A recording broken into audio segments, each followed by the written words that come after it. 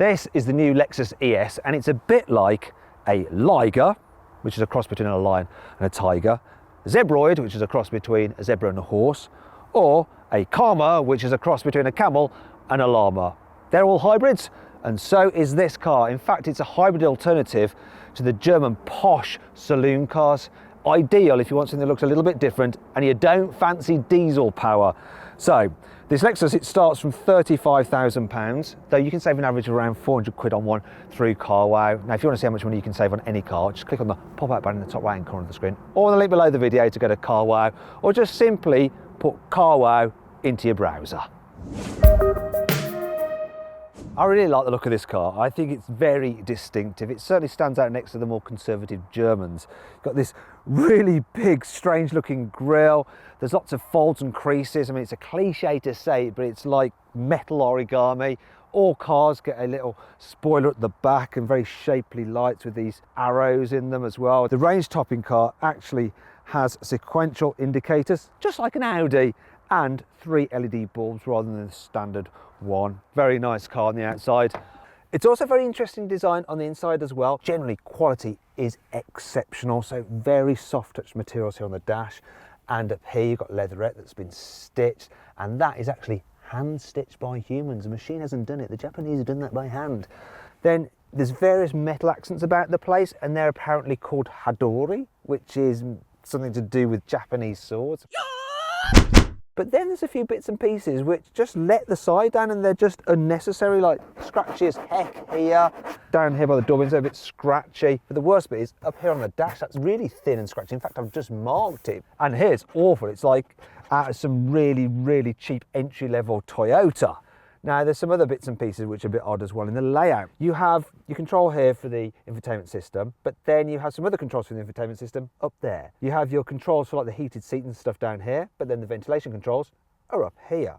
Then you have some controls here for your camera and your heads-up display, and then the parking brakes just down here for some reason.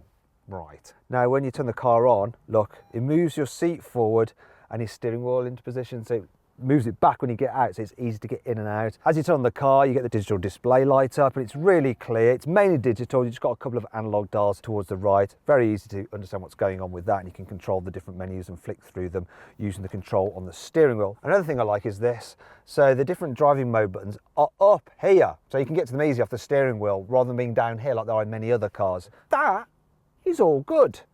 What's bad is the infotainment system itself. Infotainment systems are supposed to be there to help you, whereas this one seems like a psychometric test. It's that confusing the way the menus are laid out. Then when you combine that with the hand-eye coordination required to operate this mouse feature to actually hit different icons, do you know what? I reckon the RAF could use this system to evaluate whether a candidate is suitable to fly fast jets. It's that tricky. In fact, why don't we talk about this car's specs? You get a reversing camera, and front and rear, there they are, parking sensors, a sunroof, heated front seats, and a high-tech cruise control system which will use radar to keep you a safe distance from the car in front. It'll automatically steer the car to keep you in lane, and it'll even work in stop-start traffic, and you get that as standard on all models, which is really rare.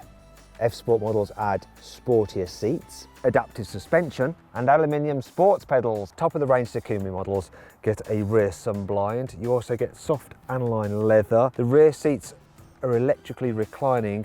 The front seats have 10-way electrical adjustment and heating and cooling. A huge 12-inch infotainment system rather than the usual 8-inch one. 17-speaker Mark Levinson stereo, which sounds absolutely brilliant. You also get some expensive-looking blackwood trim inlays. And you even get a heads-up display. Finally, let's talk about practicality here in the front. So I like the fact that you can move the steering wheel on this particular car electrically, and there is enough adjustment in it. And yeah, the seats, oh my gosh, the seats are super comfortable. There's not too much headroom though, so you might struggle if you're really tall here in the front. Can you see, look, not loads. In terms of storage spaces, they're okay. So the door bin's a bit on the small side, but you can just about squeeze a litre bottle in there. There's a little cubby area down here for some coins, I guess. Down here you have a cup holder, but you might be thinking that's going to get in the way of the gear selector when you put a bottle in there. But look, it's so deep that actually it doesn't at all. You're then thinking though, wait a minute, if I put a coffee cup in there, surely it's yeah, it's a little bit too deep. But you can actually press a button and it pops up a base. So even a small coffee cup, you can fit it in there and it doesn't go too deep. Also, anyway, you've got another storage area here where you could put another cup of coffee if you wanted to for your passenger. And there's a little place for your mobile phone as well. And next to it, you have your charging ports there. You have 2 USBs if you want.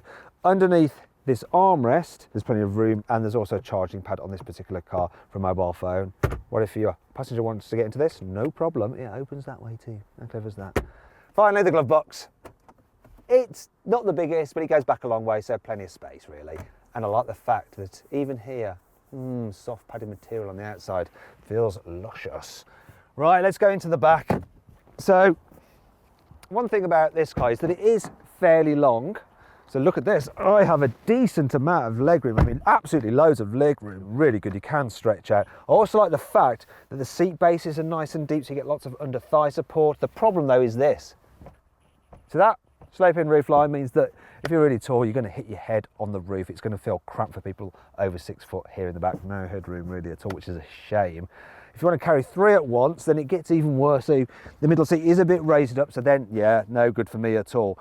And because this roof line slopes in and you have the grab handle there, if you have 3 in the back, they end up whacking their heads off that. It's not great for 3 in the back, especially when you compare it to something like an Audi A6. In fact, if you want to see my in-depth review of the Audi A6, just click up there on the pop-up banner in the top right-hand corner of the screen. Under here, you've got an armrest, and look at this, you've got some storage in there. And look, some pop-out cup holders, and a little through-loading hatch for your skis, maybe, if you fancy going skiing. You've got some Isofix covers here, which you can remove. They're quite hard to remove. And then you can fit a child seat. You can actually fit 2 child seats in the back if you want to, but there's not much room then in between them if you need to carry an adult at the same time. And unlike some other cars, you don't have Isofix on the front passenger seat. Other things to note, oh, look at this. This feels expensive. You have airplane style folders on the front seat backs, which means that when you put your iPad in there, it doesn't flop about. It's all very secure. And you can charge it there and 2 other mobile devices as well, because you've got 12 volt there and 2 USB charging ports there. The door bins in the back are pretty good as well. If I can just get it out, look, a litre bottle, it does fit. Onto the boot. So in terms of the size, the boot capacity is 454 litres, which may sound all right, but it's actually quite a bit less than you get with this car's German alternatives.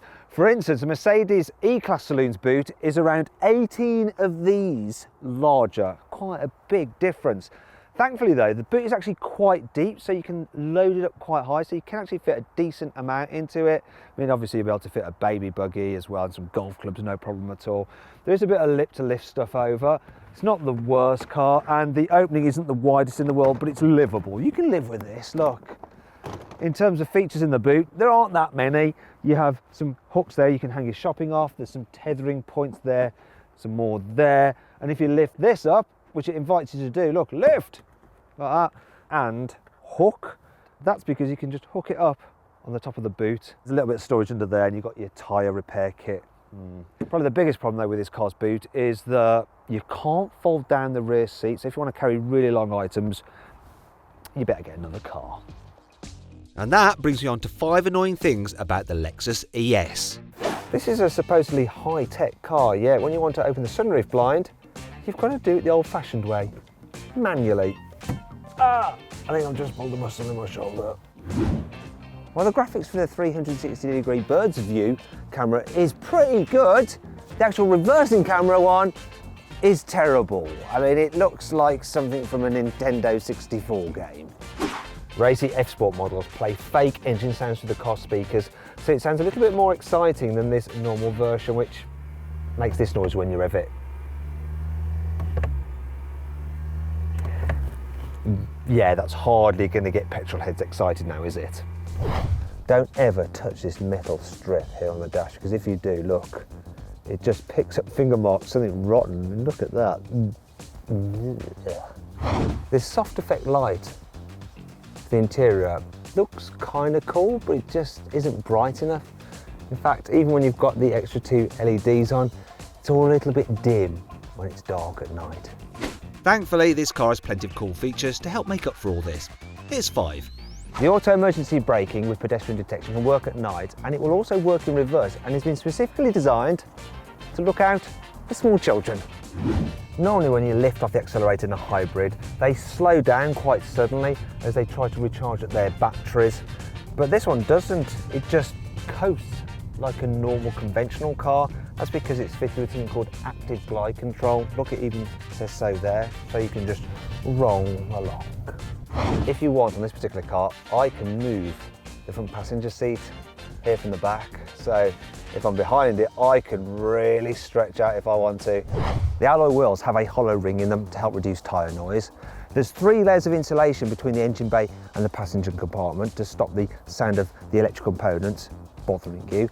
And then 93% of the car's floor is cladded with soundproofing. And all of this is designed to make the car as peaceful as possible to travel in. I love just how smooth and quiet the electric windows are. Oh, oof, that just oozes quality. Right then, let's talk about the engine choices. Now it's dead simple here in the UK because there's only one choice.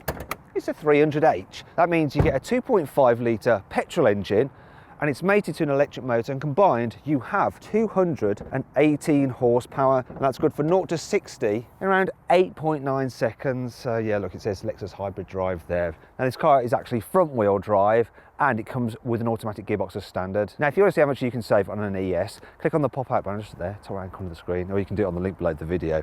And you can go to our configurator and you can put in the details of the ES you want, build your ideal car, and then you'll get offers back from dealers to see how much you can save. It's worth just having a go just to see the savings available. Now let's hit the road to see how the ES copes in town. One thing I really like about driving this Lexus ES is that the dash seems nice and low, so you can actually see the end of the bonnet, which gives you lots of confidence when you're driving around town. It's also fairly decent over speed humps, soaks them up okay. When you're driving along, it seems comfortable enough, but then if you come to a really bad road, the car does just shimmy maybe a little bit, like that. Is it rocking? And if you hit a sudden bump or pothole, real sharp one, then all of a sudden there's a jolt. It's almost like it has a sleep twitch and it suddenly wakes up and goes, oh gosh, what was that? It's just not quite so comfy over bumps as a Mercedes E-Class.